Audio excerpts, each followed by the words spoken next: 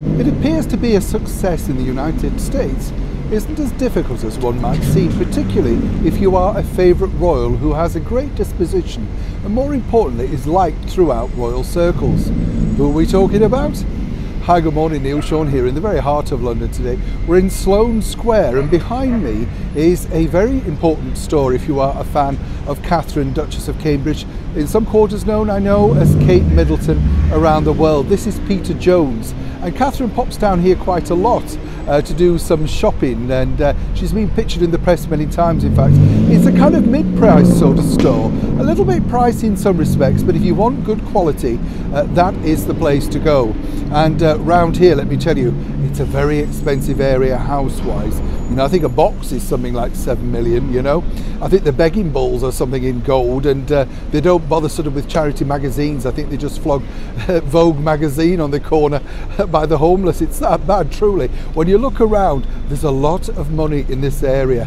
I feel so poor standing here. Back as ever though to your Breaking Royal story of the day. A particular story caught my eye because it features one of my very favourite royal people, that is Sophie Wessex. Now, I was lucky enough to know Sophie way back in the days when she worked for Capital Radio as their PR. She worked on the breakfast show actually for Chris Tarrant. Chris Tarrant was an incredibly popular breakfast show host and had millions of people listening. That was back in the days, of course, when people actually listened to radio because they liked the personalities, not the automated tunes that we now get out, you know.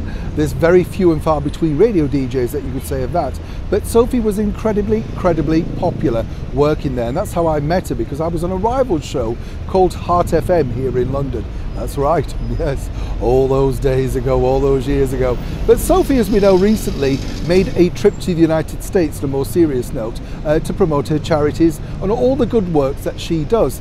What I like about Sophie is she's very connectable, you know. We saw how emotional she was when she was speaking about the late Duke of Edinburgh, and really sort of broke, if you like, protocol by allowing a few tears to come out, and it was very moving, you know.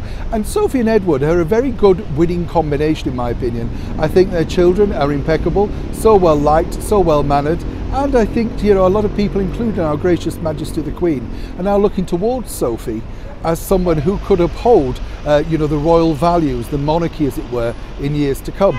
It's interesting to note also, and we're happy to break this news to you, thanks to Sophie's successful visit to the United States and New York, she's now being approached by some major networks about producing some documentaries all about her charity works. Now, it's very early stages at this point. We'd like to share this with you, and as ever, we have to say allegedly, so we don't deuce any deals that could be done. But I think it's a really clever move by her, and of course, it's all about the focus of the charities rather than the individual. We saw that. She was very low-key in the United States, but was very well received.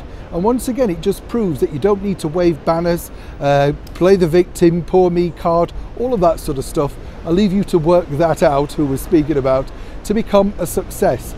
And I think for Sophie, seriously, if these things do come off and she does indeed make those documentaries for a US network about all the good works that she just tirelessly works on, really without much publicity, then it will be well worth a watch, and more importantly for her, well valued, because she seemingly, and I can honestly say this, does work very hard behind the scenes on many things that we have no idea about.